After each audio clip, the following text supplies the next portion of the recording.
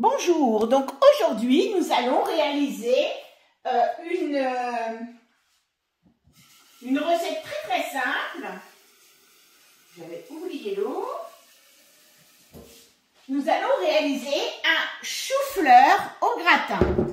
Alors, avec une petite particularité parce que nous, j'ai quelques personnes qui sont pas très fans du chou et du chou-fleur. Mon chou-fleur ça passe encore un peu. Donc moi je vais mettre des pommes de terre dedans. Donc je vais cuire mes pommes de terre en même temps que mon chou-fleur. Alors mon chou-fleur c'était un beau petit chou-fleur, donc il remplit bien mon varoma. Par conséquent, je vais pas pouvoir mettre trop mes... Enfin, je pourrais encore les mettre au-dessus, mais voilà, j'ai pas envie de mélanger mes... Je casse un petit peu pour faire des petites fleurettes. J'ai pas envie de casser mes... Comment? De mettre mon chou-fleur et mes pommes de terre. Puis en fonction du chou-fleur, parfois vous avez des chou-fleurs qui sont encore plus gros que le mien et qui vont vous remplir votre varoma. Donc, l'astuce, en fait, c'est qu'on a un petit panier et qu'on va pouvoir mettre les pommes de terre dans le panier. Donc là, je vais mettre, en fait, 500 grammes. Donc, on a de toute manière, enfin, un bon 500 grammes. On a des petites mesures dans le... On a une balance. Mais on a aussi les petites mesures qui sont dans le bol que l'on peut aussi utiliser. Donc là, je vais mettre 600 grammes parce que, comme là, j'ai mes pommes de terre en plus. Donc là, je vais mettre un petit peu de sel. J'ai oublié. Donc je vais mettre une cuillère à peu près, une cuillère à café, 2 gros sels.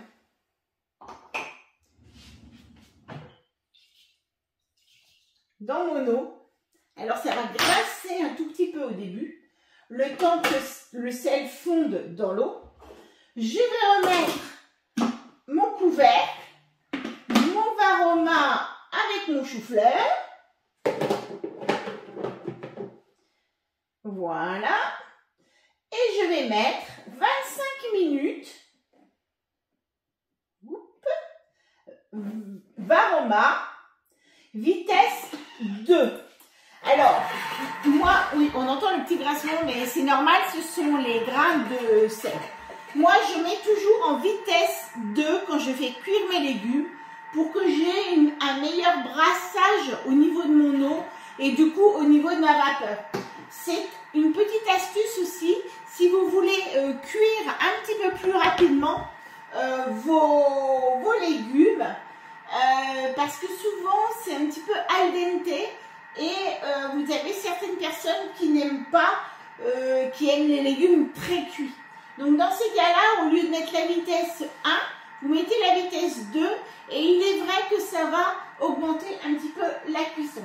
Donc là, je suis partie sur 25 minutes, mais au bout de 25 minutes, je vais quand même vérifier comment est ma cuisson. Et donc après, on va faire une petite béchamel légère, bien évidemment, pour mettre sur ce fameux gratin. Donc là, on a, pendant ce temps-là, 25 minutes, on a le temps de faire d'autres choses. On fera la béchamel, donc après. Donc voilà, donc j'avais remis un petit peu, j'avais remis 3 minutes pour, parce que mon chou-fleur n'était pas tout à fait, à mon goût, assez cuit. Donc j'ai remis 3 minutes de plus. Voilà, donc mes pommes de terre sont ici.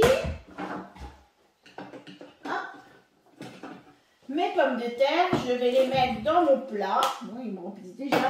Je pense que j'ai pris un plat un petit peu trop petit.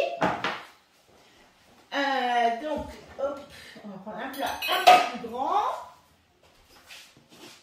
Pour mettre les pommes de terre d'un côté et le chou-fleur de l'autre.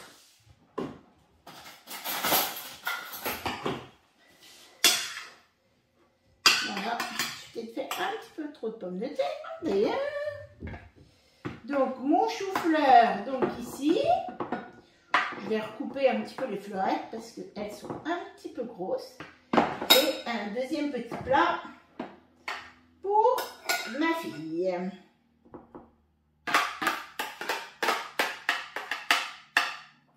Voilà. Donc quand on est maman, hein, voilà, on fait un petit peu des choses pour les enfants. Voilà, je recoupe un petit peu mes fleurettes parce que je trouve que quand on remet la béchamel, c'est mieux quand les petites fleurettes sont un petit peu plus petites. Donc moi je les recoupe. Après, voilà, chacun fait à sa manière. Donc voilà, mon petit plat est prêt. Maintenant, il ne me reste plus qu'à faire ma béchamel. Et puis, on va vider l'eau qui est ici. Et on va faire notre fameuse petite béchamel légère. Donc là, je vais mettre 500 g de lait. Je vais mettre 60 g de farine. Je vais mettre un bouillon. Moi, je mets le bouillon cube de légumes maison que vous trouvez aussi en vidéo. Et je vais mettre un petit peu de poivre. Je n'ai pas trop de muscade parce que je n'en ai pas. Mais, donc je mets un petit peu de poivre. Voilà. Et maintenant, il me reste à faire 7 minutes, 90 degrés. Je vais fermer.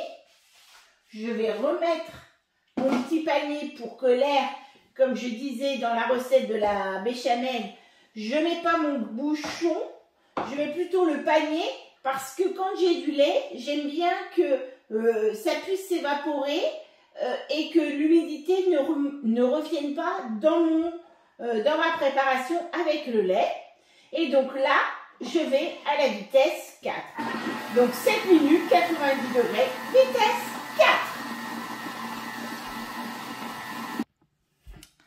Et voilà, donc ma béchamel est terminée. J'enlève, hop. Je récupère ce qui est dans le couvercle.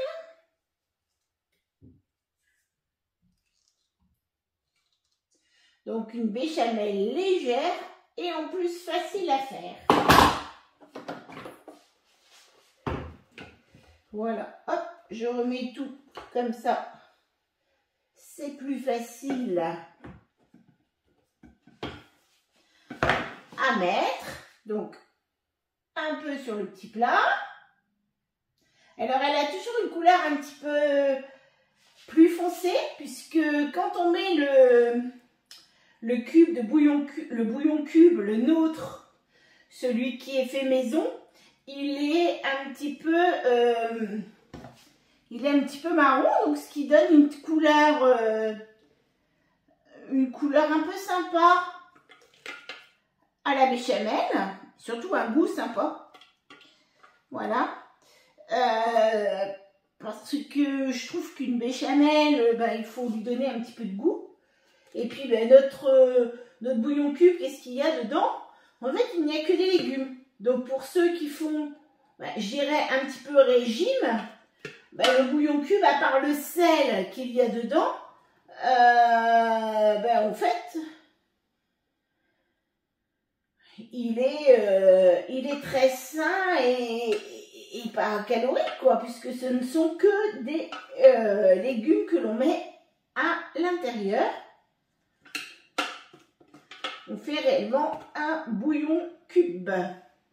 Voilà, donc j'ai tout mis.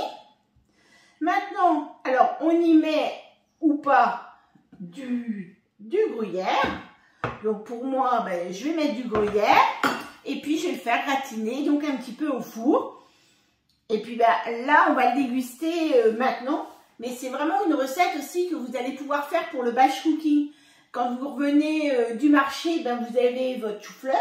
Vous le faites tout de suite, tout frais, ben, c'est encore mieux. Bien sûr, là, on va refaire après le lavage. Mais c'est encore mieux. Et c'est quelque chose qui peut se garder. Je veux dire, la joie, c'est pour ma fille. À la limite, elle va pouvoir le manger mardi ou mercredi. Ça va pas être gênant. Donc là, je vais lui faire gratiner avec le nôtre. Et si elle veut le manger mardi ou mercredi, ça sera pas gênant. Donc c'est quelque chose qui se garde. Donc voilà, pour le batch cooking, ça peut être une bonne idée. Puisque là, vous allez faire cuire des pommes de terre, vous allez faire cuire votre chou-fleur. Donc en fonction, bah, vous faites des petites fleurettes. C'est vrai que moi, les fleurettes étaient un peu grosses. Et puis si vous faites des petites fleurettes, et ben, vous allez pouvoir aussi mettre votre plateau dessus. Donc vous allez pouvoir faire cuire des pommes de terre. Vous allez faire cuire votre chou-fleur et éventuellement un autre légume, je veux dire, dessus. Par exemple des haricots verts. En ce moment on trouve les haricots verts. On commence à trouver des haricots verts. 25 minutes, qu'est-ce qu'on va pouvoir mettre 20-25 minutes, on peut mettre, oui, bon, les fleurettes, mais 20-25 minutes, vous allez, pour 20 minutes à la limite, et puis vous l'enlevez, vous allez pouvoir mettre des filets de poulet aussi, avec un petit peu d'aromate. Donc, vous voyez, vous allez pouvoir faire cuire plusieurs choses en même temps pour faire votre batch cooking. Et pour ceux qui ont le Friends, et ben la cuisson, elle va pouvoir se faire sur le Friends. Et pendant ce temps-là, vous allez pouvoir faire d'autres choses sur le Thermomix. Voilà. Et bien, en fait, on se retrouve pour le gratinage.